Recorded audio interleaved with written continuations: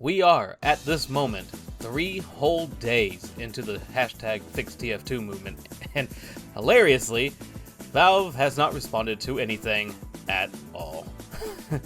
Well, aside from that whole GitHub thing, but we'll get to that.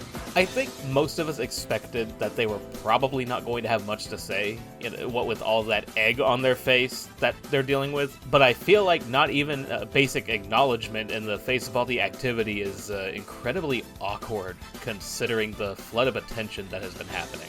Let's go over some of what has happened since the movement started. Since FixTF2 got underway, and once the general email issues were resolved with the save.tf website, signatures took off at a rapid-fire pace, and they still have not slowed down.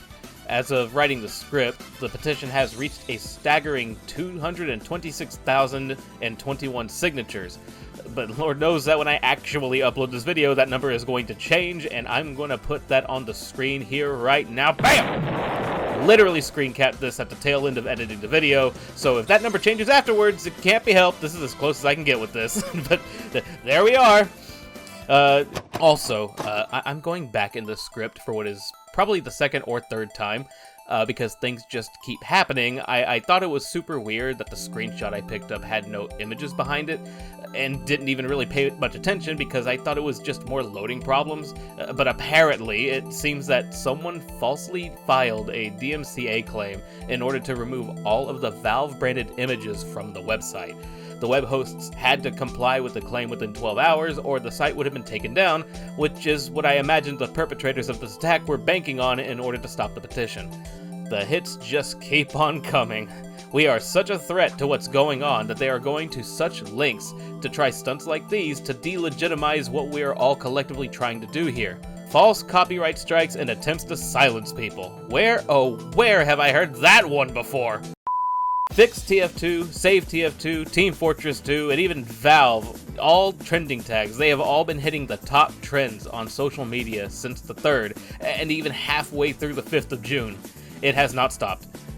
People are still talking, sharing stories, videos, details about the bot crisis, and it feels like it's not going to stop anytime soon, which is exactly what we want out of this, so great job to everybody who's been keeping the conversation going. Numerous gaming outlets have also been picking up the story, which is a fine sight to see. A good portion, of course, tend to fall on the more obscure side, but any traction is welcome traction at this point. That said, now we have larger outlets like PC Gamer, Kotaku, and even IGN all starting to contribute to the story at large to get more people to pay attention, and I do think it's because of this especially that the petition is continuously taking off. We even have Mudahar of the channel Some Ordinary Gamers putting out a new video with regard to what's happening, and with roughly 3.72 million subscribers, you can't go wrong with that kind of reach. Not everyone's going to see it, I can only imagine so many people even know what Team Fortress 2 is out of that number, but hey, if even a fraction of nearly 4 million people take an interest in helping spread awareness, that is a big help, and we should welcome that accordingly. And I suppose it is also worth mentioning that the community has been doing their part in other ways, more specifically involving the game's current review score.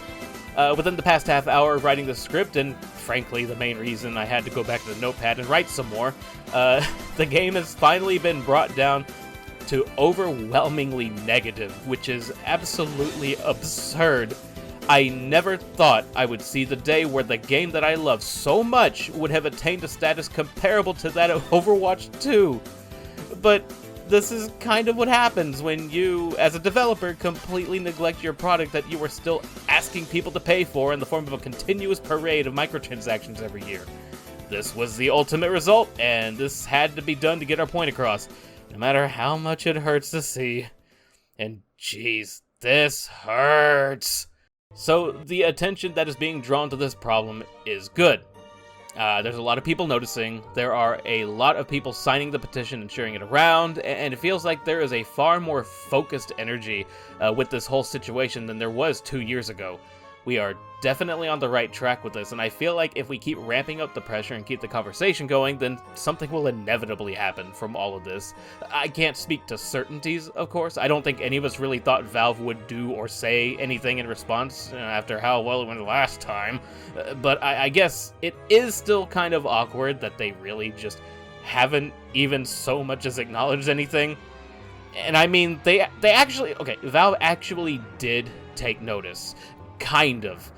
Slightly. It's just a little thing. But it's the kind of thing where, like, they definitely can't be clueless at this point. Like they just can't. I say this because over on GitHub, one of the people most affected by everything that's been happening with regards to the bots and like the doxing problems and things like that, Mega Scatterbomb, he opened a ticket for support that detailed and highlighted all the core issues and problems that have been affecting TF2 in the hopes of making a brand new post for the year of our Lord 2024 that would elicit some sort of action or at least get the attention of the developer within a space where someone from Valve regularly makes an appearance. And for what it's worth, that someone from Valve that works within the GitHub space did see the posting and then, immediately closed the ticket. On the grounds that there was already a post detailing these same issues that was still ongoing, or in their words, the issue is already being tracked. So they considered Mega Scatterbomb's thread a duplicate, marked the issue as such, and as stated, closed the duplicate ticket. As a result, the conversation throughout after the fact was intertwined with troll posting, passive aggressiveness about Mega's audacity to request help with this issue, among other things, to the point where the actual Valve software account completely locked the discussion from general posting due to being too heated. So, they definitely can't claim to be unaware of the buzz around TF2 right now, because in order to justifiably close that ticket, they had to read and take in all the information to make the proper judgment call.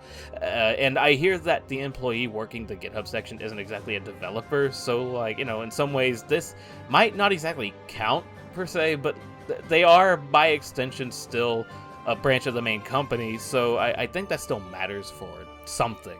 In any case, someone at Valve has taken notice, just not really in the way that many of us may have been hoping for. And that seems to be where we are currently at right now. The petition is doing very well, word of mouth is doing what it's supposed to be doing, outlets and content creators are letting everyone know what we're currently dealing with here. This is essentially everything that needed to happen. And obviously this didn't stop on June 3rd. Some folks asked what they could do now that the date has come and gone, and even a couple of folks lamenting that they missed the date, but I can at least say for certain that the fight isn't over just yet. Fix TF2 wasn't intended to be a one-day thing. This is going to go as far as we, the community, feel we can take it. The petition is still active and taking signatures over at save.tf, so if you still haven't signed that, please go do so. It's quick, it's easy, and at worst, you might be waiting a while for the confirmation email due to the amount of other people trying to add their signatures. So, give it some time. You'll get there. And if you've already signed, tell other people who are willing to listen. Just please don't sign with multiple emails. That's how you dilute the pool of legitimate signatures, and that's how you don't get people to take the campaign seriously. Just one and done. That's all. Secondly, people are still posting to Twitter on other forms of social media under the Fix TF2 Save TF2 hashtag. Under the Fix TF2 Save TF2 hashtags. So if you have evidence of bot activity flooding your games, or memes and general media that illustrate the problem in ways that can connect with people, then go share them with everyone. There is still more to be done, and it's honestly pretty refreshing knowing just how much energy the community at large still has, so let's keep this going. Something I wanted to talk about before I end the video, I wanted to go over a couple of things that I'd seen people bring up while all of this was going on, just a couple of inquiries that appeared to be echoed multiple times throughout social media and YouTube, and I felt like I should, weigh in with my personal thoughts on the matter, and, so here it goes. Why don't we just use our own bots to combat the issue? Now, I see a fundamental problem with this proposed solution almost immediately, and you should too. Our solution for the bot issue should not be to contribute to the bot issue. Some people have mentioned that if Valve won't do anything, then we should potentially consider fighting fire with fire. Something about that phrase has always bothered me, because if you try using fire to put out a fire, all you're doing is just adding more fire to the fire, which doesn't make the fire go away, it just makes a bigger fire, and while I understand what people are trying to say when they use this terminology, the literal idea is what I think is most appropriate in this situation. If we try to use bots in order to combat the bot problem, All we're doing is adding more bots to the general player ecosystem, and this has its own issues that we would then have to contend with. We already have an issue where bots are taking up actual real estate in-game by using up a player slot, but if we have helper bots running in the fight against enemy bots, then we're losing more real estate to players that don't exist, and this will only cause issues for actual human players who are already struggling to get into these games to play them. In addition to that, there's also the whole ethical aspect of this scenario. Listen. The whole point of Fix TF2 is to try to pressure Valve into getting rid of the bots, because the bots are the sole source of the issues that are completely burying this game. Making use of the tools that brought us here in the first place runs counter to everything that we're trying to do with this movement, and I can only consider it a setback at best and a complete undermining at worst.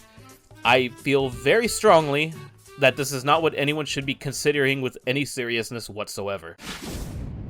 We shouldn't review bomb the game. It'll make Valve take down TF2. Now, I don't particularly agree with this for a few reasons. The obvious one is that taking TF2 offline would have instant ramifications, because knowing how the community is right now, I have this feeling that there are a vast many people who would definitely not take that sitting down.